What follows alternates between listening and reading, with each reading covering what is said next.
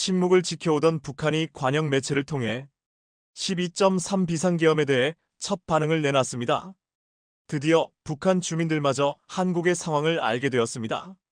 그동안 한국 사태에 대하여 아무 말 않고 조심스레 눈치만 살피던 북한이 계엄이 일주일이 다 지난 상황에서 갑작스럽게 급발진을 한 것인데요. 한국에 대하여 강하게 비난하는 모습을 보인 북한이지만 이거 웬걸? 북한 정부의 최악의 자충수가 되고 말았습니다. 심지어 김정은과 김여정은 이런 상황에 대해 한마디조차 말도 못하고 있다는데요. 과연 지금 북한에서 무슨 일이 일어나고 있는 것인지 오늘 함께 알아보도록 하겠습니다. 이번 한국의 계엄 사태에 대하여 북한이 드디어 입을 열었습니다.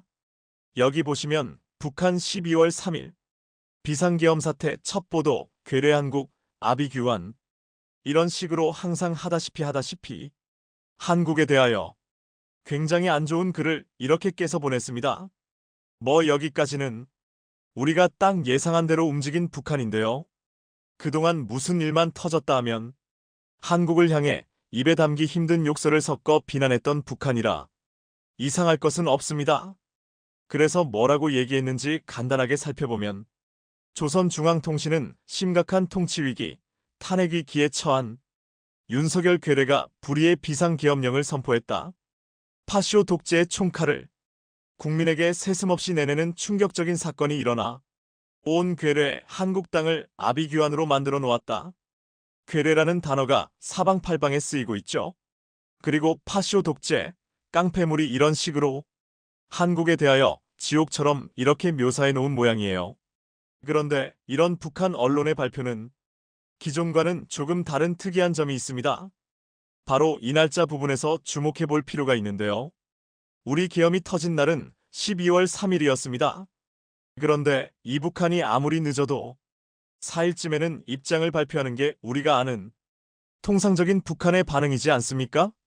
근데 이로부터 일주일이나 지난 11일이 되서야 북한에서는 처음으로 이런 반응을 보였습니다.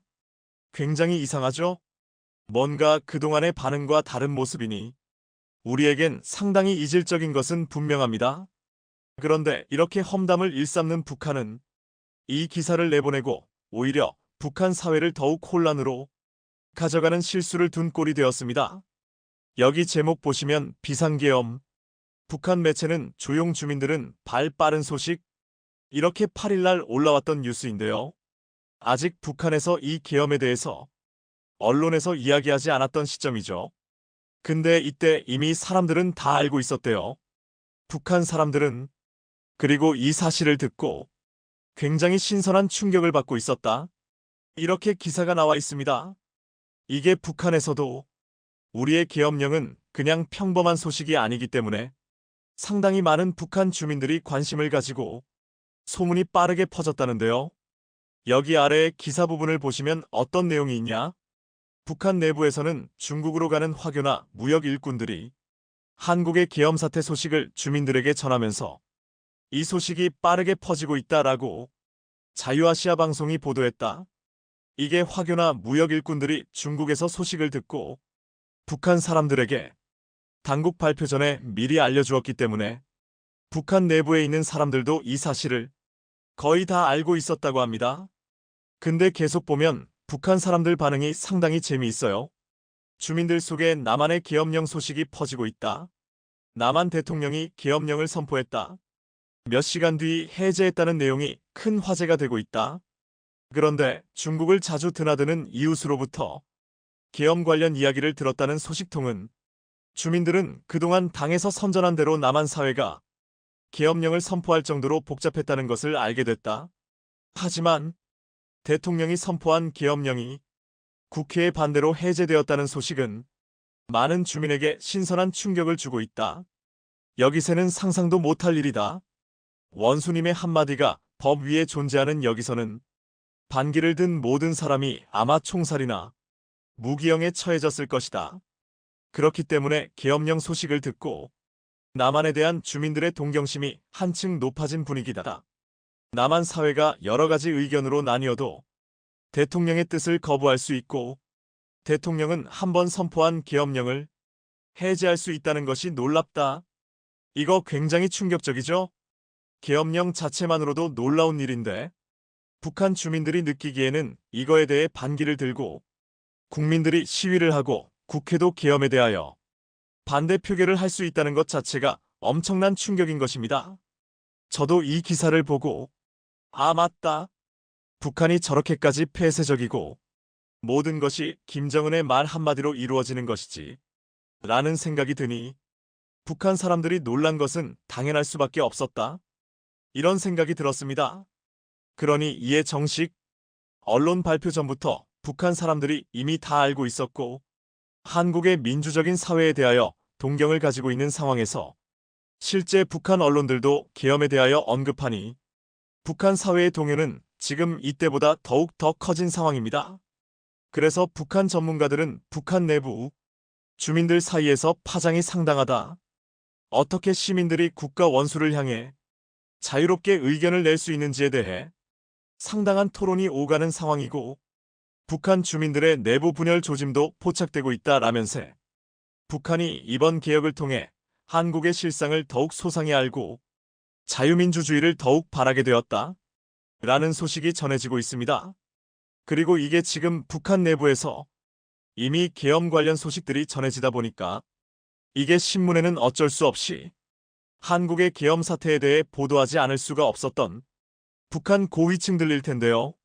실제로 북한의 고위급들과 김정은은 한국의 계엄에 대하여 아직까지도 일체 언급 없이 함구하고 있습니다.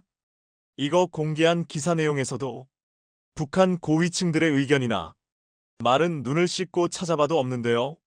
뭐 얼마 전에 현무호가 발표되었을 때만 해도 북한은 김여정이 직접 나와서 핵 보유국을 앞에 두고 어이가 없다, 쓸데없이 몸집만큼 무기다다 이렇게 우리 현무호를 깎아내렸는데요. 물론 김여정이 그렇게 말하는 것을 보고 우리 국민들도 그렇고 전 세계 모든 사람들은 아, 그냥 겁먹은 개가 시끄럽게 짖는구나 이렇게 생각하긴 했습니다. 그런데 현무호가 공개되었을 때도 이런 반응을 보이던 북한이 이번에는 정말 완전한 침묵 모드에 들어간 상황이에요. 자, 그렇다면 북한 고위층이 왜 이렇게까지 합주기가 된 건지, 그리고 북한의 언론은 왜 이렇게 늦게 계엄에 대하여 보도한 건지, 이것은 중국과 러시아의 상황을 보면 알 수 있습니다. 자, 여기 보시면 중국 지난 8일부터 한국인의 무비자 입국 최초 허용, 이렇게 지난달쯤에 갑자기 중국이 우리에게 무비자 입국을 허용했거든요. 이게 갑작스럽게 중국 당국이 한국에게 호의적인 태도를 보인 거래. 당시에 우리 모두 당황할 수밖에 없었습니다. 그러면 중국이 갑자기 왜 이런 반응을 보였는가? 이게 결국 다 하나의 스토리로 이어지는 맥락인데요. 중국에게 있어 지금 다가오는 2025년의 가장 중요한 해결 문제는 어떻게 이 트럼프 시대를 버틸 수 있는가입니다. 그리고 이 상황에서 중국에게 반드시 필요한 카드는 바로 한국인데요. 우선 지금 중국은 한국 방산에 연속으로 3연패를 당한 상황입니다. 중국의 야심작 화룡 300 미사일이 국산 전술지대지 유도 무기에 밀렸다고 중국 언론이 보도했고 K9 자주포, 천궁 이방공 미사일에 이어 단거리 탄도 미사일까지 지금 한국에 밀린 상황이라 지금 한국에 치고 들어오는 방산의 기세에 중국이 완전히 놀리고 있거든요. 여기에 아까 말씀드린 현무호도 중국을 직접 타격할 수 있는 무기이기에 지금 중국은 방산도 방산이고 안보까지 한국을 자극하면 안 되는 상황이 되어버렸어요. 그리고 이 한국의 방산들은 지금 중국 입장에선 상당히 곤란하게도 대부분 국방 예산에 엄청난 돈을 쏟아붓겠다고 선언한 미국의 트럼프와 우방국들에게 들어갈 확률이 매우 높은 상황입니다. 이렇게 된다면 시진핑 입장에서는 하나도 좋은 부분이 없는 상황이거든요. 그래서 그동안 북한이 더 중요하다고 생각했던 시진핑은 이제는 완전히 태도를 바꾸어 한국에게 매우 친절한 모습을 보이고 있는데요. 북한이 러시아에 파병하니까는 불난대에 기름 붓지 말라.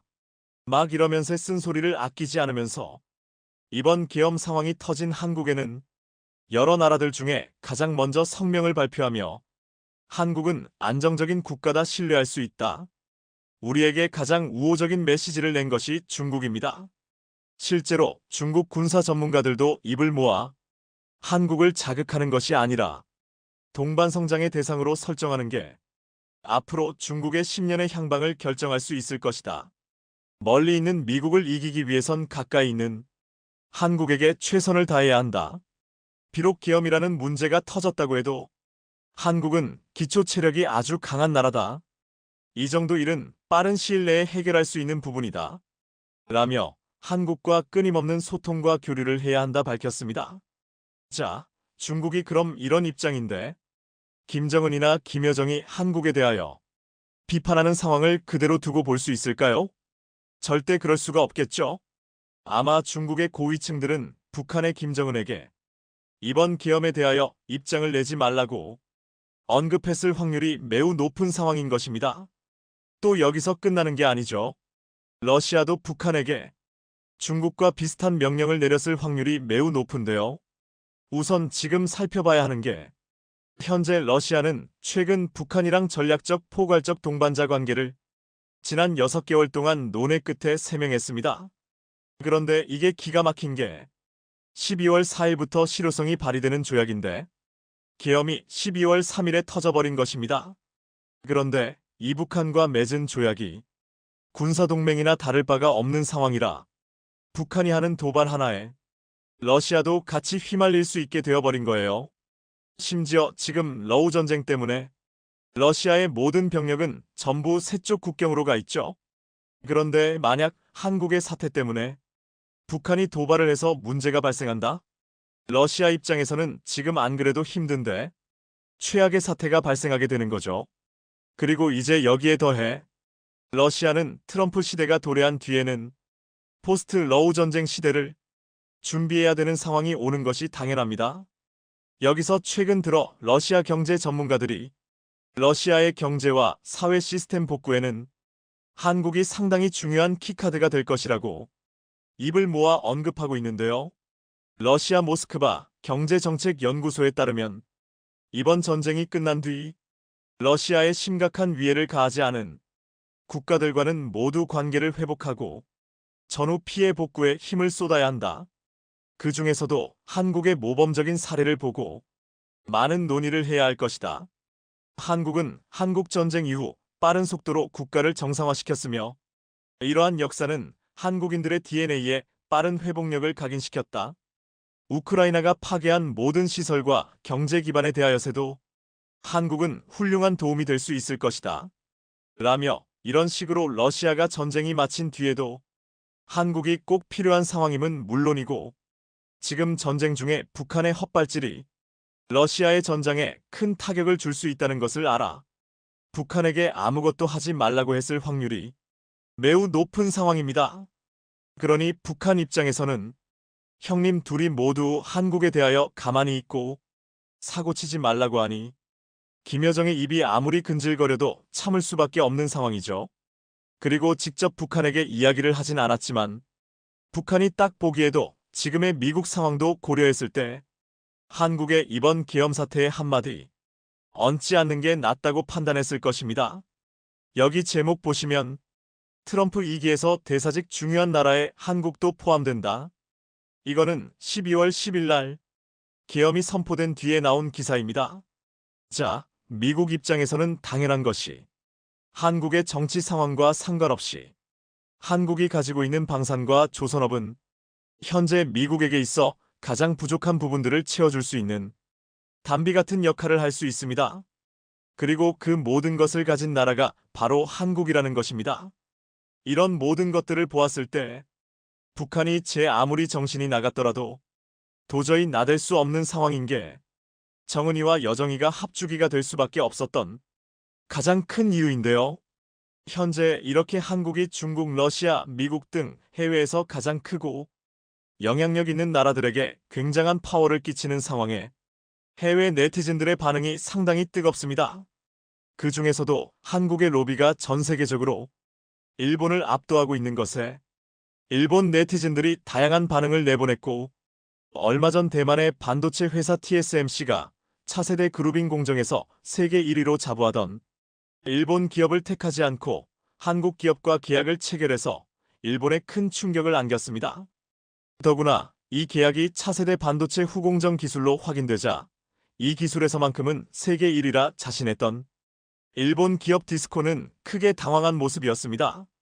TSMC는 자사의 3나노와 4나노, 5나노 등 첨단 미세 공정에 필요한 반도체 후공정에 들어갈 그루빙, 즉 하프 커팅 장비를 한국의 이오테크닉스의 차세대 피코세컨드 그루빙 장비로 최종 확정했는데요. 이번에 TSMC라는 주요 고객을 잃게 된 일본의 디스코는 지난 30년간 반도체 후공정, 즉 커팅 시장을 지배해온 기업이었기 때문입니다.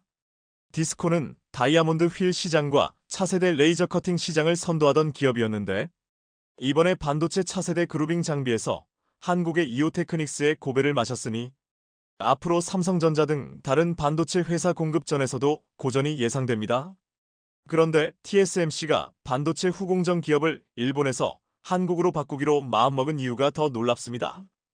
TSMC는 최종 결정을 위해 자사의 최대 고객인 애플 등 다수 고객사에게 평가를 요청했는데 고객사들의 평가에서 한국 이오테크닉스의 기술이 일본 기업보다 기술적 우위를 점한 것으로 결론이 났습니다.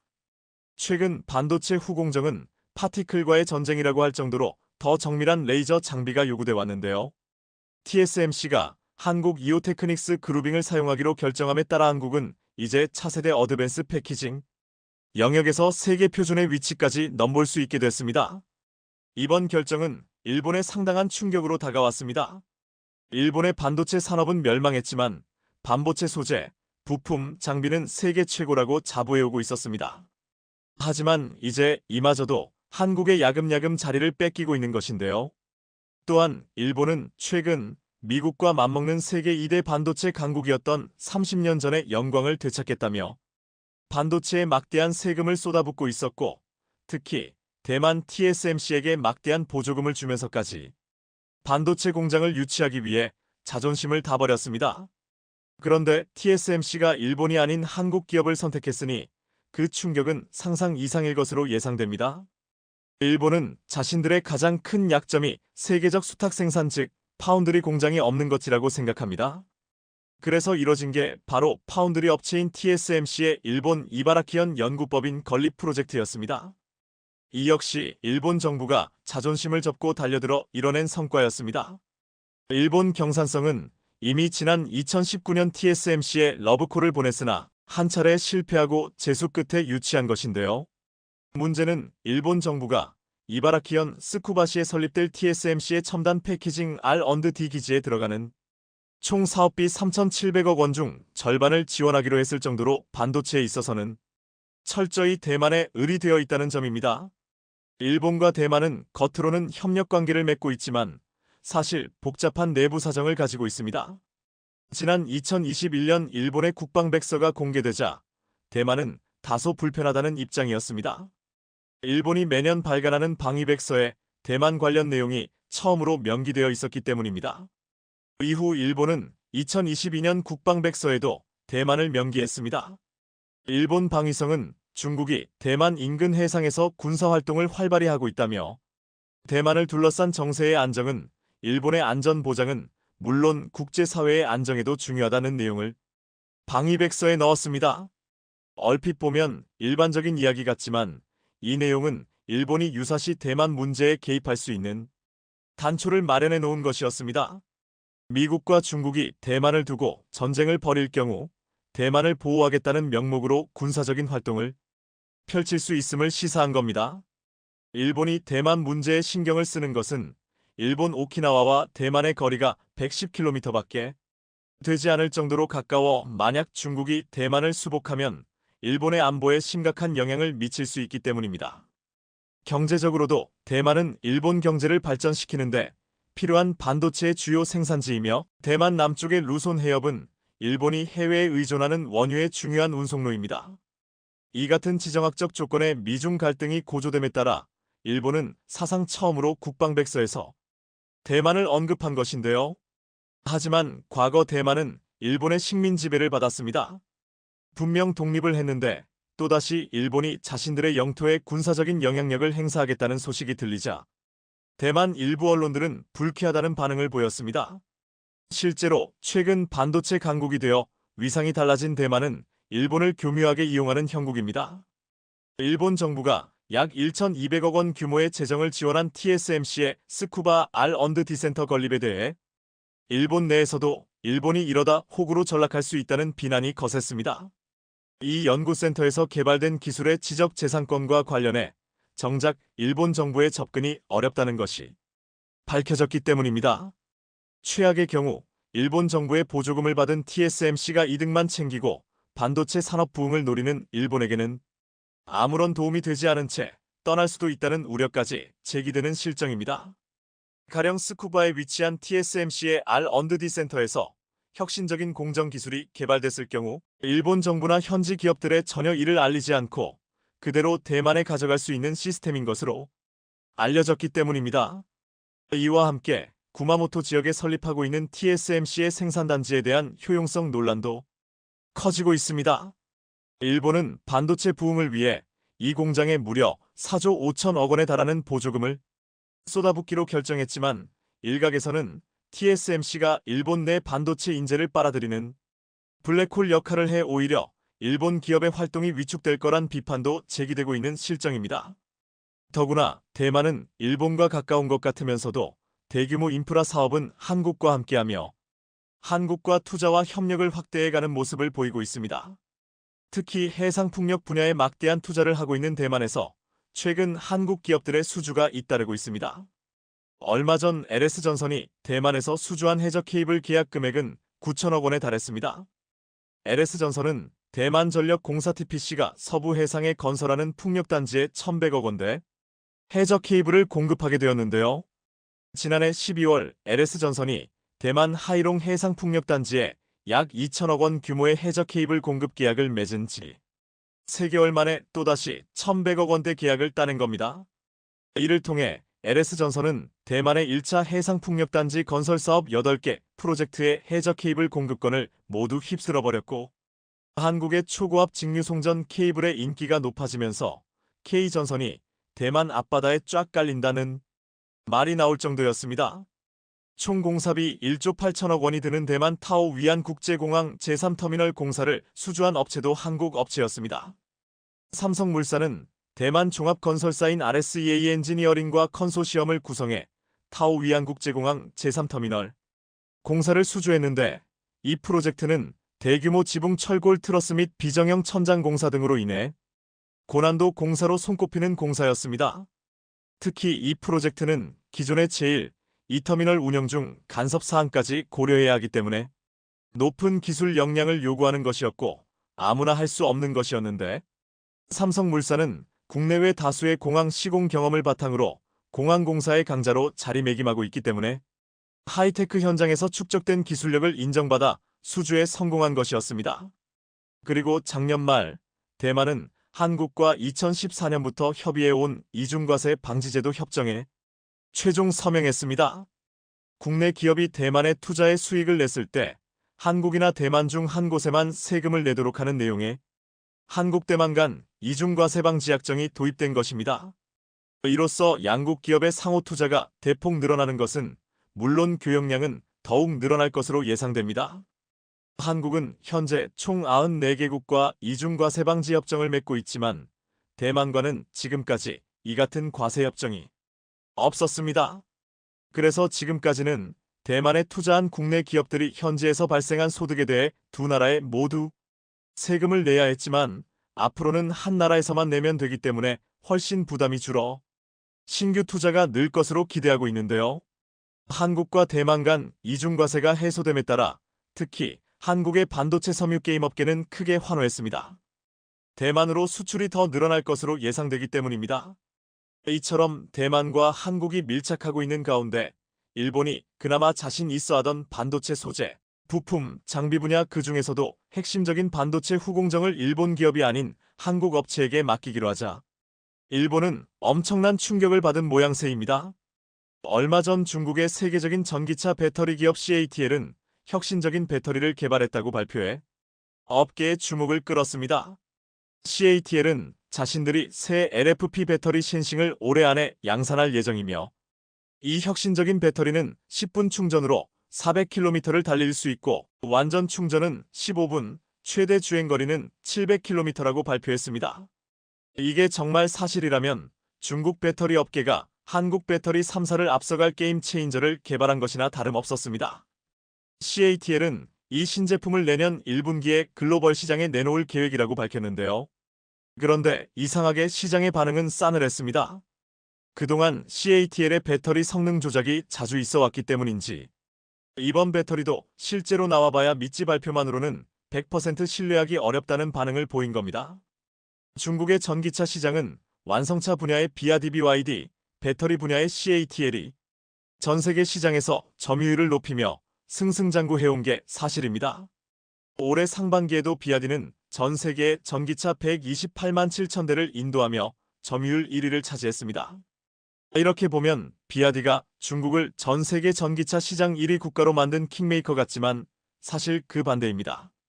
중국 정부는 지난 2014년부터 본격적으로 전기차 산업을 육성하기 시작했고 기업들의 연구 개발비와 보조금을 지원했습니다. 그러자 보조금을 받기 위해 수백 개의 자동차 업체가 전기차 제조에 뛰어들었고 관련 산업은 무섭게 성장했습니다. 하지만 중국의 모든 분야가 그렇듯 너무 빠르게 성장한 탓에 부작용도 상당합니다. 최근 중국에서는 수백 대의 전기차가 버려진 일명 전기차 무덤이 발견되면서 많은 사람에게 충격을 안겼는데요. 대체 지금 중국에서 무슨 일이 벌어지고 있는 걸까요? 보시는 장면은 얼마 전 항저우 외곽에서 발견된 중국 전기차의 무덤입니다. 버려진 전기차가 빼곡히 버려져 있는 모습은 가히 공포감마저 자아내고 있습니다. 이곳에는 심지어 새 차량도 잔뜩 들어차 있습니다. 항저우 전기차 무덤이 보도된 이후 중국 전기차 판매 대박 신화는 어쩌면 조작된 것일 가능성이 높다 또는 실제로 중국 전기차 분야의 성공 신화는 과장되어 있다는 지적이 끊이지 않고 있습니다. 그리고 우후죽순 늘어난 중국 전기차 업체들은 지금 판매 부진과 정부의 보조금 지급이 중단되자 5년 만에 400곳이 줄도산하면서 새 차도 버려지는 전기차 무덤까지 등장한 것입니다. 하지만 그럼에도 중국은 여전히 무지성 전기차, 배터리 생산을 위한 자원 확보에 혈안이 되어 있습니다. 지금 중국 기업들은 리튬 확보에 혈안이 되어 있습니다. 리튬은 친환경 에너지 전환의 핵심 자원으로 꼽히는 광물이기 때문입니다. 올 들어 리튬 가격이 50%가량이나 떨어졌는데도 중국 기업들의 리튬 확보 경쟁은 사그라들지 않고 있습니다. 중국은 조금 있으면 리튬 수요가 회복될 것이라고 기대하고 있기 때문입니다. 최근 중국의 리튬 광산 탐사권은 시초가 대비 1000배가 넘는 가격에 낙찰되고 있습니다. 앞서 지난주 스촨성 진화년 리자거우의 리튬 광산 경매는 무려 1800배에 가까운 가격에 낙찰됐습니다. 리튬 가격 하락세에도 불구하고 이처럼 열띤 입찰 경쟁이 이어지는 것은 앞으로 시장 수요가 증가해 리튬 가격이 반등할 것이라는 중국의 확신이 반영된 것입니다. 한편으론 서방의 견제로 중국 기업들의 해외 리튬 확보가 어려워지자 중국 내에서 리튬 광산 탐사권 확보 경쟁이 과열되고 있는 것으로도 풀이됩니다. 우방국 기업들의 리튬 채굴 우선권을 부여하라는 서방 국가들의 지침에 따라 중국 기업은 이제 해외 리튬 광산에 접근하는 것이 제한적이기 때문입니다. 에너지기구 IEA 자료에 따르면 현재 중국에서 채굴되는 리튬은 전 세계 공급량의 12%에 불과하지만 가공을 거친 리튬의 경우 중국이 55%를 공급하고 있습니다. 미국과 일본, 유럽 각국은 중국의 리튬 장악을 막을 목적으로 개발도상국들과의 리튬 개발 협력을 확대하고 있는데요. 중국 최대 전기차 배터리 업체 CATL 역시 핵심 광물 확보에 전사적인 역량을 투입하고 있습니다. CATL은 최근 중국 스촨성의 광업 운영을 감독하는 부서를 설립하는 한편 다양한 지역에 전기차 배터리 공급을 추진 중입니다.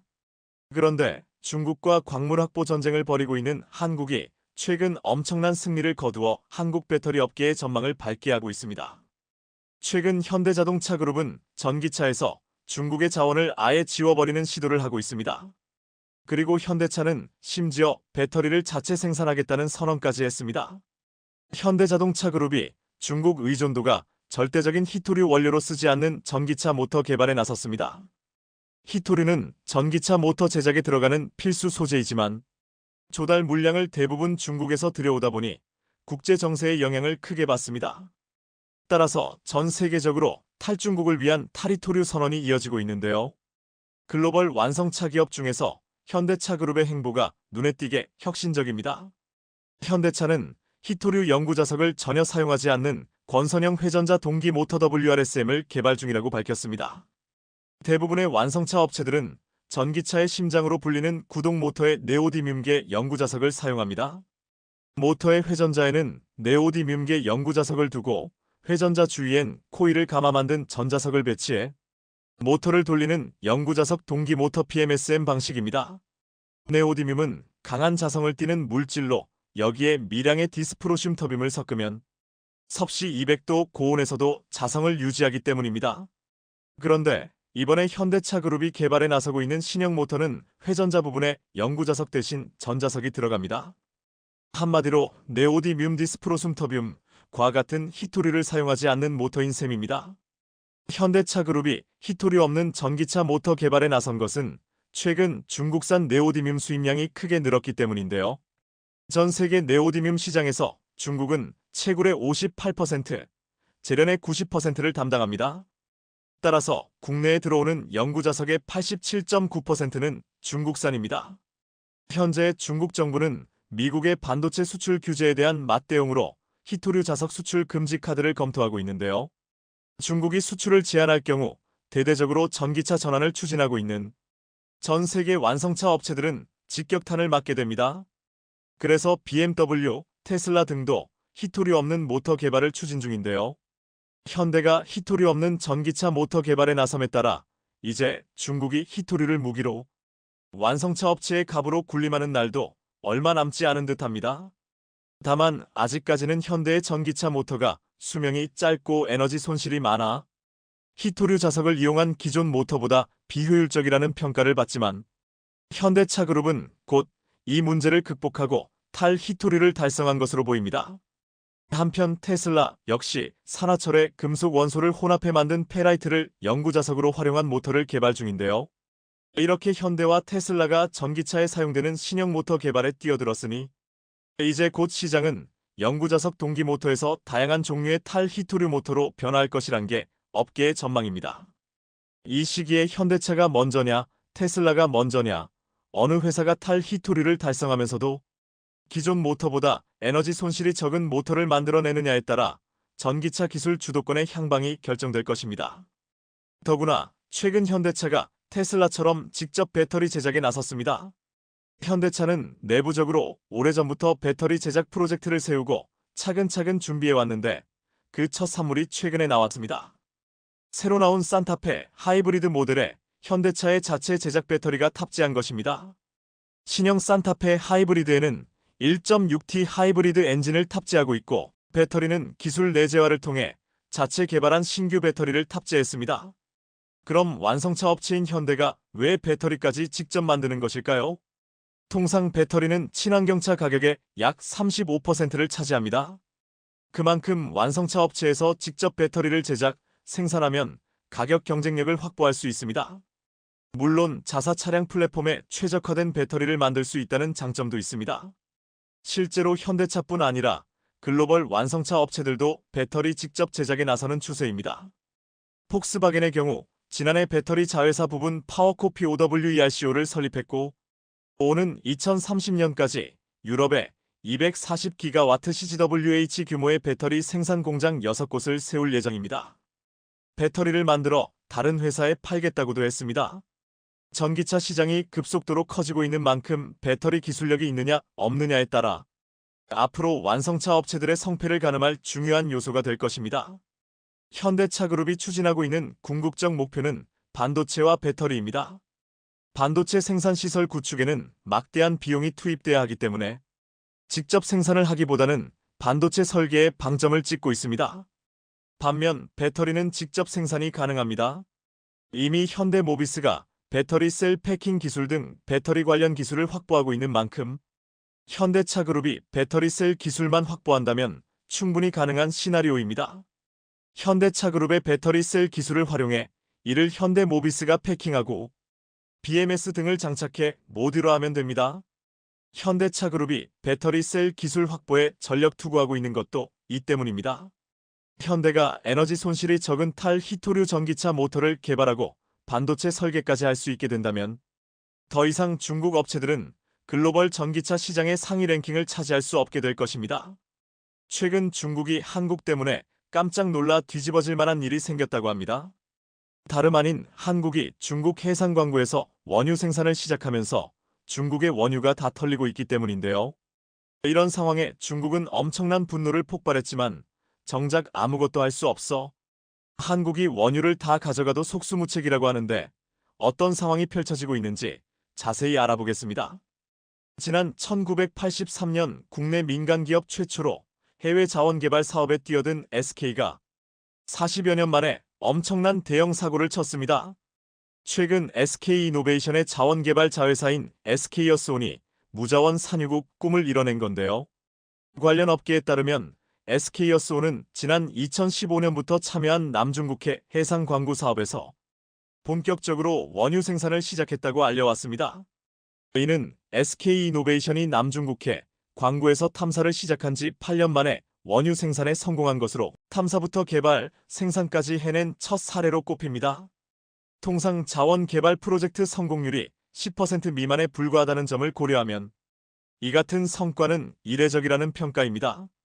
지난달 SK여스온은 중국 국유 석유기업인 중국해양석유집 단위한 공사 CNOC와 함께 남중국해 북동부 해상에 있는 1703광구 내 루펑 12.3 유전에서 원유 생산을 시작했다고 알리는 등 에너지 업계에 놀라움을 선사했습니다.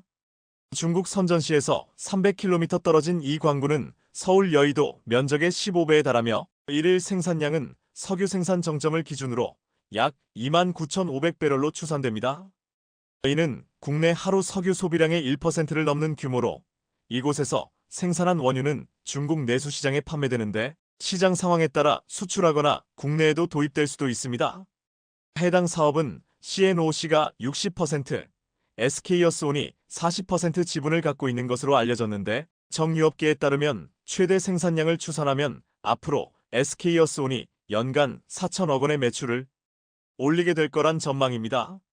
보통 유전 개발은 영업이익률이 연 50% 안팎으로 높은 편이어서 연간 약 2천억 원을 배당받을 것으로 보이는데 이에 따라 SK여스온은 2년 안에 광구 개발에 들어간 투자금을 회수할 것으로 예상됩니다. 앞서 2015년 SK여스온은 중국 국영 석유회사인 CNOC와 관건 계약을 체결하면서 국내 민간기업 최초로 남중국해 해상 광구 사업에 뛰어들었는데요. 독자적인 광구 운영권을 확보한 이후 지질조사, 물리탐사 등 기초탐사 작업을 바탕으로 2018년 탐사정 시추로 원유를 발견하는 데 성공했고 유전평가 생산시설 건설을 통해 8년 만에 원유를 뽑아내게 된 겁니다. 다시 말해서 이는 독자 탐사 사업으로 원유 발견부터 개발, 생산까지 해낸 최초의 사례라 업계 내에서 더욱더 귀감이 되고 있는 상황입니다. 실제로 대부분의 국내 정유사는 글로벌 정유업체와 달리 자체 보유한 유전이 거의 없기 때문에 수입한 원유를 가공한 석유 제품을 판매하는 구조여서 정제 마진에 의존해야 합니다. 이런 이유로 SK여스온의 유전 개발 사례가 국내 정유업계에서 엄청난 스포트라이트를 받을 수밖에 없는 겁니다. SK여스온의 경우 40년간 축적된 자체 석유 개발 기술로 초기 탐사에서부터 이번 생산에 이르기까지의 전 과정을 성공적으로 이끌 수 있었습니다. 특히 SK여스온은 이번 남중국해 해상 광구 사업을 진행하면서 원유 생산 단계에서 발생하는 이산화탄소를 줄이기 위해 저감 노력을 펼치며 ESG 경영 행보에도 앞장섰는데요. 실제로 SK여스온은 이산화탄소를 저감하기 위해 설계 시점부터 발전기 배기가스 폐열 재활용 설비 전동화 등을 생산시설에 도입했다고 설명했습니다.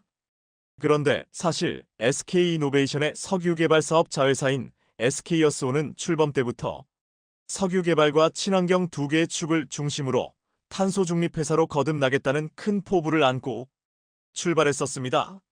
우선 SK여스온은 2021년 10월 독립법인으로 출범하며 석유개발과 탄소 포집 저장 전문 기업으로서의 파이낸셜 스토리 실행을 가속했는데요.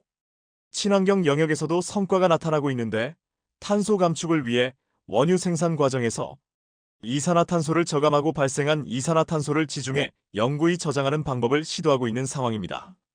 특히나 석유 개발 영역에서는 앞서 말씀드렸던 것처럼 중국 1703광구의 원유 생산을 시작한 것을 비롯해 이딴 성과가 꾸준히 있었습니다. 실제로 지난해 SK에어스온이 말레이시아 지역 첫 광구를 낙찰받아 관건 및 광구 운영권을 확보하는 등 석유 탐사에 본격적으로 나서고 있는 중입니다. 이를 위해 SK에어스온은 작년 4월 말레이시아 국영 석유회사인 페트로나스 및 말레이시아 사라왁주 석유개발회사 페트로스와 광구 생산물 분배 계약을 체결하며 토대를 닦았습니다. 그리고 같은 해 말레이시아 광구 입찰에 참여해 사라왁 해상에 위치한 SK427 광구를 낙찰받았는데요. 이를 통해 육해상의 일정 구역에서 석유와 가스 등 천연자원을 채굴하기 위한 목적으로 취득하는 권리인 관권을 획득한 겁니다. 해당 계약으로 SK에어스온이 확보한 SK427 광구 지분은 85%로 광구의 탐사 및 개발, 생산을 책임지고 수행하는 운영권자가 됐습니다. 이렇듯 지난 6월 SK에어스온은 나머지 15%의 지분을 보유한 페트로스와 협력해 본격적인 광구 탐사에 들어갔는데요.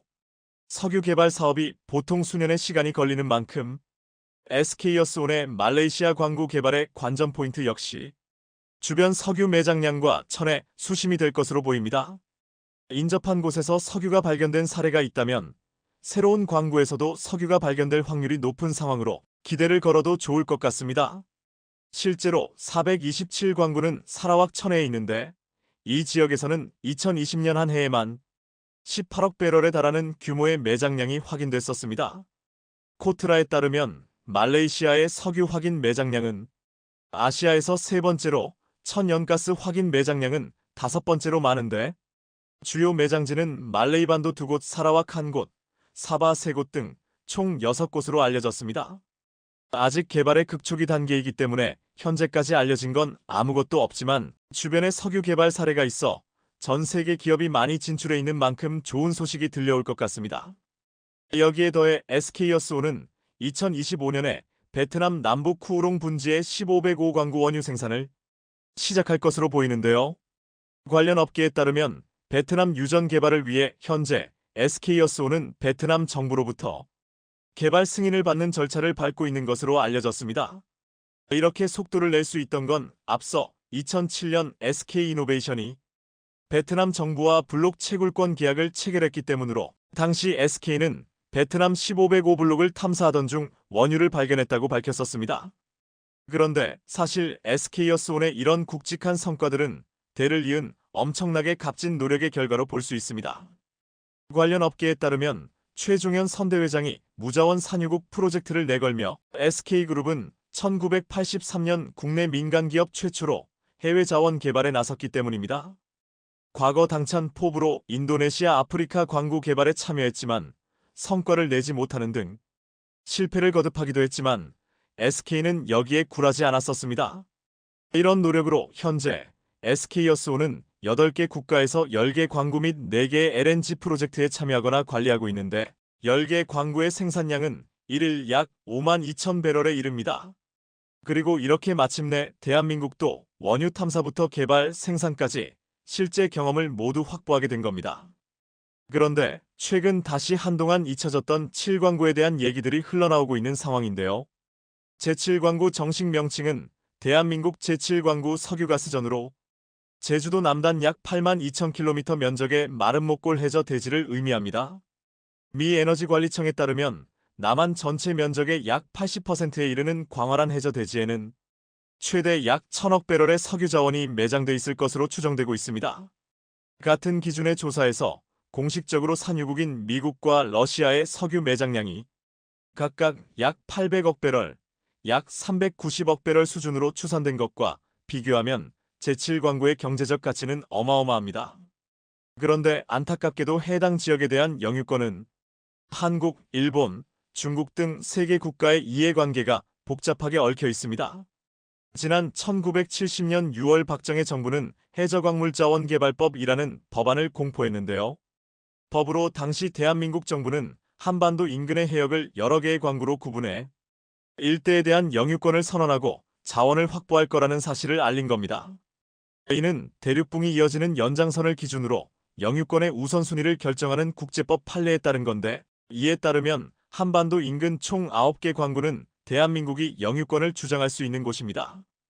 그리고 이 중에서도 제주도 남단의 제7광구는 다량의 천연자원이 매장돼 있는 곳으로 추산되면서 우리나라에게 자원 선진국의 꿈을 꾸게 했는데요. 그러나 7광구 지역 인접 국가인 일본과 지속되는 분쟁과 해당 지역을 탐사할 수 있는 기술 부재가 우리나라에게 부담으로 작용했습니다.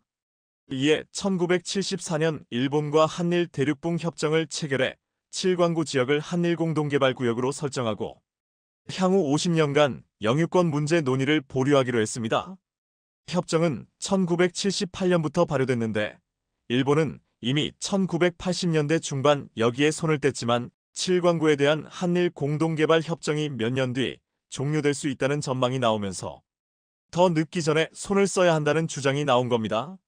실제로 7광구 공동개발 협정은 발효 50년이 되는 2028년 6월이면 종료되는데 3년 전인 2025년부터 양국 어느 쪽에서든 조약 종료를 통보할 수 있는 걸 감안하면 사실상 협정 만료까지 2년밖에 시간이 남지 않았습니다. 2028년 협약이 종료되면 그때 돼서 일본이 억지 주장할 수도 있는 상황이 펼쳐질 걸 감안하면 7광구 개발 문제를 서둘러 매듭지어야 할 것 같은데요.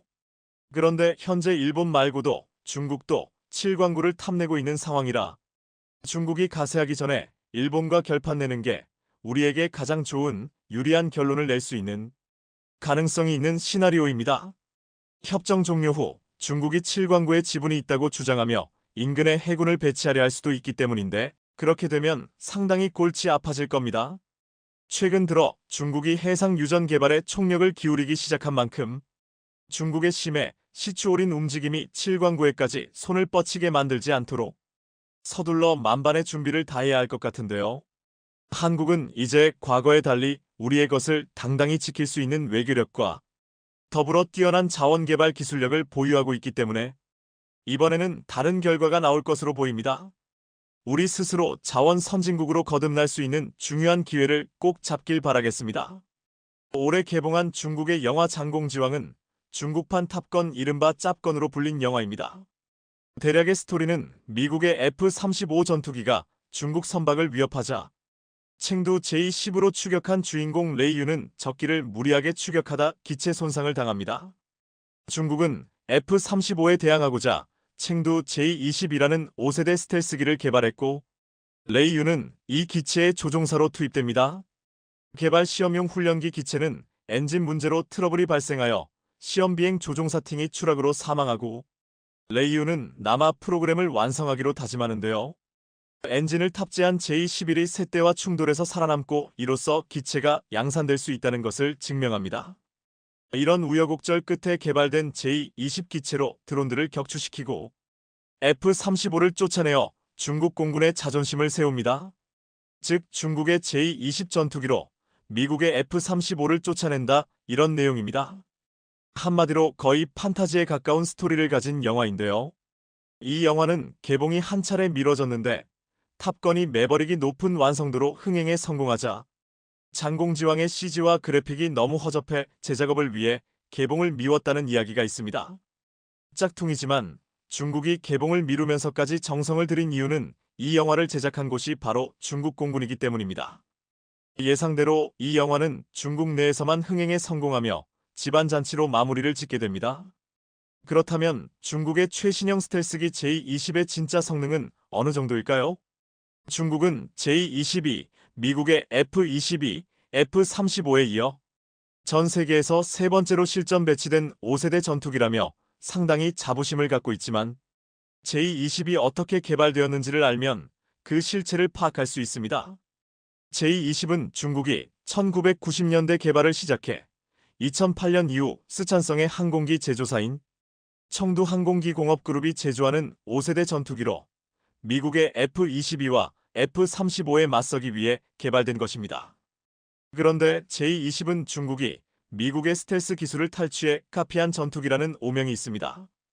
2011년 1월 15일 미국 법무부는 하와이에 거주하는 스텔스 관련 기술자 나시르 고아디아에게 징역 32년을 선고했습니다.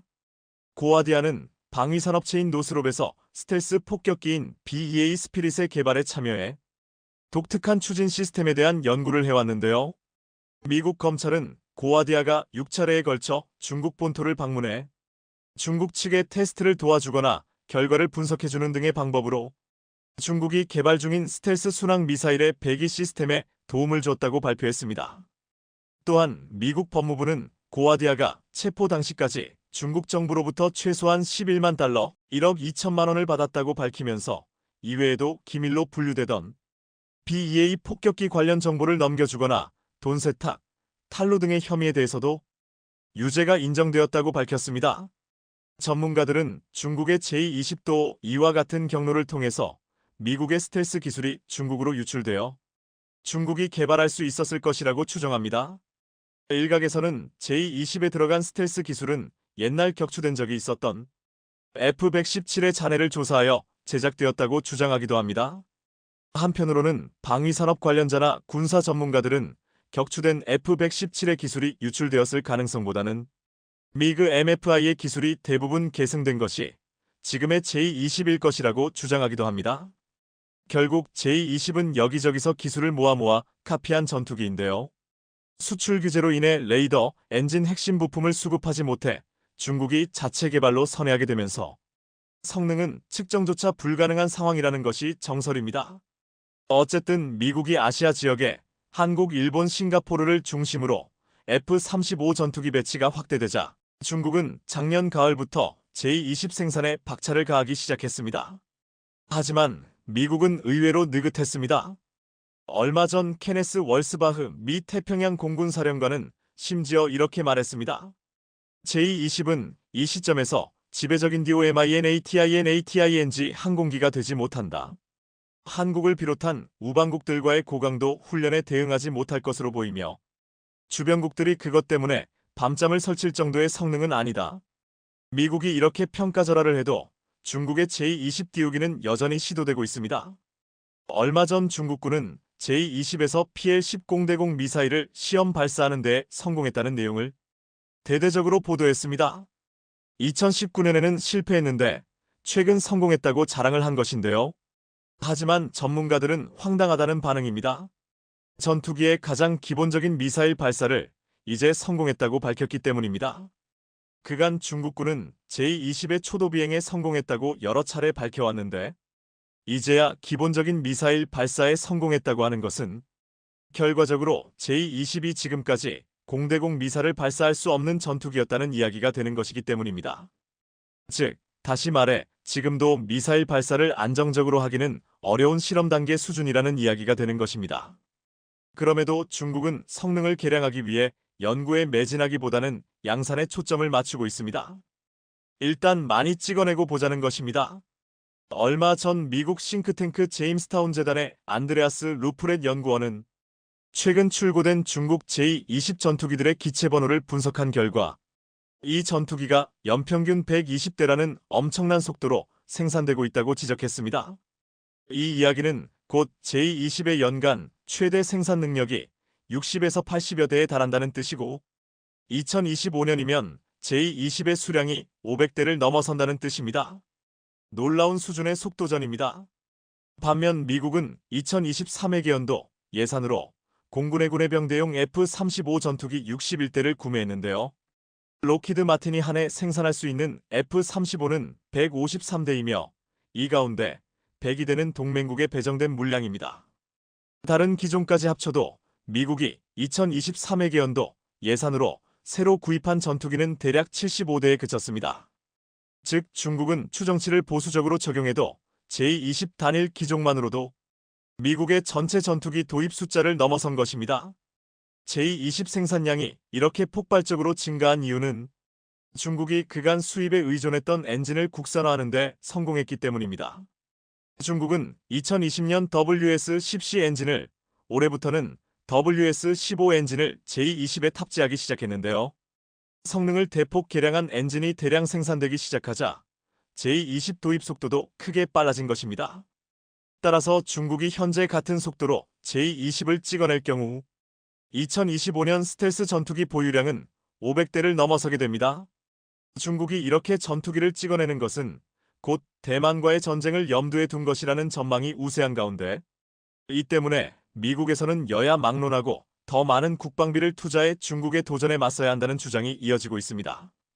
일본 역시 국방비를 단번에 2배로 증액해 군비 증강 폭주를 시작했습니다. 하지만 미국은 중국의 이런 폭주를 가만히 보고 있지는 않았습니다. 해결책을 만들어서 대만에 제공해버렸습니다. 미국이 5억 달러 규모의 F-16 전투기용 적외선 탐색 추적 장비 IRST를 대만에 판매하기로 한 겁니다. 중국은 이 발표가 나온 다음 날 전투기와 전폭기, 조기 경보기, 무인기 등을 대거 대만 해협에 보내 한바탕 무력 시위를 벌였습니다. 또 중국 외교부와 국방부 대변인도 강경한 어조로 미국의 대만에 대한 추적 장비 판매를 취소하라고 요구했습니다. 중국이 왜 이렇게 민감하게 반응한 것일까요?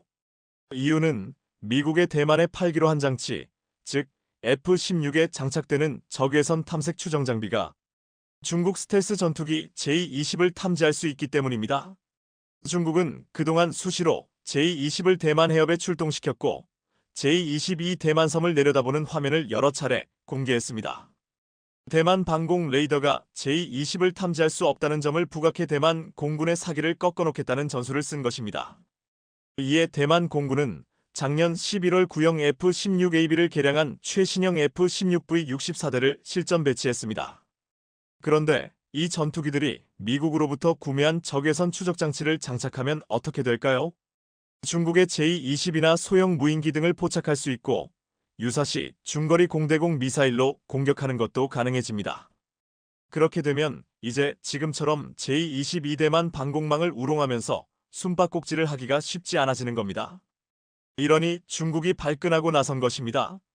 미 공군은 2021년 이 추적 장비로 목표물을 포착해 AIM-120 암람 공대공 미사일로 공격하는 시험에 성공했다고 합니다. F-35와 F-22, F-18 등에도 들어간다고 알려져 있는데요. 전투기는 주로 레이더를 통해 공중과 해상, 지상의 목표물을 포착하고 추적합니다. 하지만 레이더파를 발사하게 되면 아군 전투기 위치도 상대에게 노출하게 되죠. 하지만 이 적외선 탐지 추적 장치 IRST는 레이더와 달리 외부에서 나오는 적외선 신호를 수동적으로 수집합니다.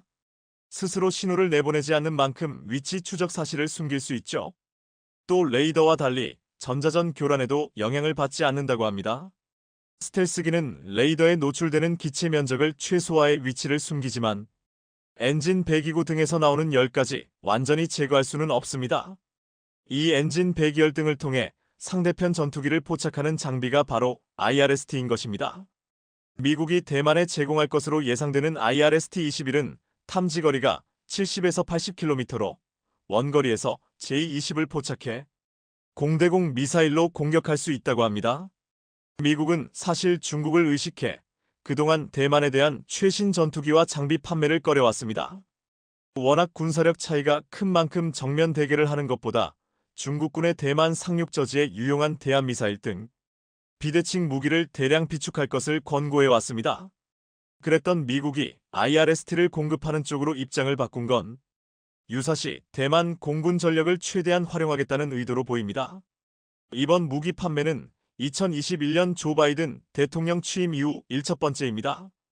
과거 1에서 2년에 한 번씩 팔았는데 이제는 1년에 3에서 4회꼴로 무기를 제공하고 있습니다. 중국의 대만 침공이 가까워진 것으로 보고 대응 강도를 한껏 끌어올리고 있는 것인데요. 중국이 아무리 전투기를 찍어내는데 골몰에도 이처럼 미국의 첨단 시스템을 만들 수 없는 한 두 나라의 격차는 쉽게 좁혀지기 어려울 것입니다.